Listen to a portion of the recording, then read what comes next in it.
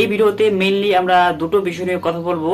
একটা হচ্ছে মেগাস্টার শাকিব খানের আপকামিং মোস্ট অ্যান্টিসিপেটেড মুভি বরবাদ নিয়ে, যেটি আগামী ঈদে রিলিজ হবে, এবং আরেকটি হচ্ছে আফরান নিশোর মোস্ট অ্যান্টিসিপেটেড মুভি দাগি নিয়ে, যে মুভিটিও আগামী ঈদে রিলিজ হবে।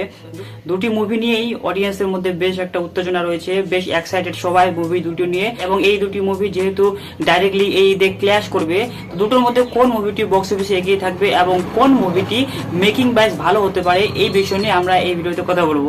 তার আগে একটা ছোট্ট ডিসক্লেমার, ভিডিও সাউন্ড কোয়ালিটি খারাপ হতে পারে, কারণ আমার মাইকের অবস্থা খুব একটা ভালো না। আমি নতুন মাইকের জন্য অর্ডার করেছি, সেটা নেক্সট ভিডিওতে অবশ্যই চলে আসবে, বাট এই ভিডিওর জন্য একটু জাস্ট অ্যাডজাস্ট করে নেবেন, গরিব ইউটিউবার ক্ষমা করে দিবেন। তো চলুন ভিডিওটা শুরু করা যাক। সবার প্রথমে আমরা যদি আফরান নিশোর মোস্ট অ্যান্টিসিপেটেড মুভি দাগি নিয়ে কথা বলি, সো আফরান নিশো এটি সেকেন্ড সিনেমা দাগি, তার প্রথম সিনেমা সুড়ঙ্গ, যেটি বক্স অফিসে শাকিব খানের মুভি প্রিয়তমার সাথে ক্ল্যাশ করেছিল, এবং প্রিয়তমার সাথে ক্ল্যাশ করা সত্ত্বেও এই মুভিটি বক্স অফিসে বেশ বড়ভাবে সফল হয়েছিল, এবং মুভিটি মেকিং ওয়াইজ খুবই ভালো ছিল। মুভিটি ডাইরেক্টর ছিল রায়হান রফি, এবং এই মুভিটি অর্থাৎ দাগি মুভিটিকে ডাইরেক্ট করবেন শিহান সাহেব। নাও শিহান সাহেব যে রায়হান রফির মতো ভালো ডিরেক্টর সেটা আমি বলবো না, বাট শিহান সাহেব এভারেজ একজন ডিরেক্টর। নাও এই মুভিটির জন্য যে সব থেকে বেশি এক্সাইটেড আমি, তার কারণ হচ্ছে আফরান নিশো। আফরান নিশো যেভাবে পারফরমেন্স ডেলিভার করতে পারে সেটা আমরা সুড়ঙ্গ মুভিতে দেখেছি, এবং আফরান নিশো যে লেভেলের অভিনেতা এবং তিনি যেভাবে স্ক্রিপ্ট চুজ করেন সেটা আমরা সুড়ঙ্গতে দেখেছি, এবং সুড়ঙ্গের এত বড় সফল হওয়ার পরেও তিনি এতদিন পর ফিরে আসছেন, এটা দেখে আমাদের বুঝতে হবে যে নিশ্চয় দাগি মুভির স্ক্রিপ্ট খুবই ভালো। যত ইনসাইডার নিউজ এসেছে এই মুভি নিয়ে, দাগি মুভি নিয়ে, সবাই বলেছে যে দাগি মুভিটি হতে যাচ্ছে বাংলাদেশের প্রথম সাইকো কিলারের উপর বেস করে। সো ডেফিনেটলি এই মুভিটি স্টোরি খুবই ভালো হতে পারে, এবং মেকিং ওয়াইজ এই মুভিটি খুবই ভালো হতে পারে। এই মুভিটির যে অ্যানাউন্সমেন্ট টিজার এসেছিল সেটি আমার খুবই ভালো লেগেছিল, স্পেশালি এখানে যে আফরান নিশোর লুকটা ছিল সেটি খুবই ভালো ছিল।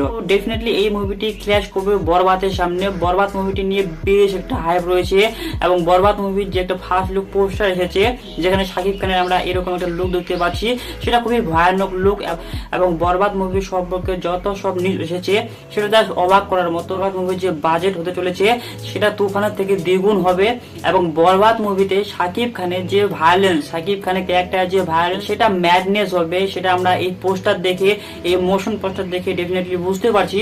এবং বরবাদ মুভি হতে চলেছে most violence action cinema of Bangladesh. So definitely Borbaad নিয়ে একটা তুমুল হাইপ থাকবে। তার উপর এই মুভি লিড কাজ হচ্ছে শাকিব খান, যে বাংলাদেশের সব থেকে বড় মেগা স্টার। তো ডেফিনেটলি বরবাদ নিয়েও তুমুল হাইপ থাকবে। সো দাগি কি চাপে পড়বে?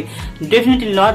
দাগি যদি একটা ভালো মুভি হয়, আমাদের বুঝতে হবে যে আফরান নিশোর এটা সেকেন্ড সিনেমা হলেও আফরান নিশো কিন্তু নাটকের মাধ্যমে বেশ একটা জনপ্রিয়তা রয়েছে, তার বেশ বড় একটা অডিয়েন্স বেশ রয়েছে যারা তার মুভি সিনেমা হলে গিয়ে দেখতে পছন্দ করে। দাগি যদি ভালো মুভি হয়, বরবাদের পাশাপাশি এই সিনেমাটিও চলবে। এখন যদি আমরা বরবাদ নিয়ে কথা বলি, বরবাদ সিনেমার ফার্স্ট লুক পোস্টার বা অ্যানাউন্সমেন্ট যদি আমরা দেখি সেটা খুবই ভালো হয়েছিল, স্পেশালি শাকিব খানের লুক এবং ব্যাকগ্রাউন্ড মিউজিকের কাজ খুবই ভালো হয়েছিল।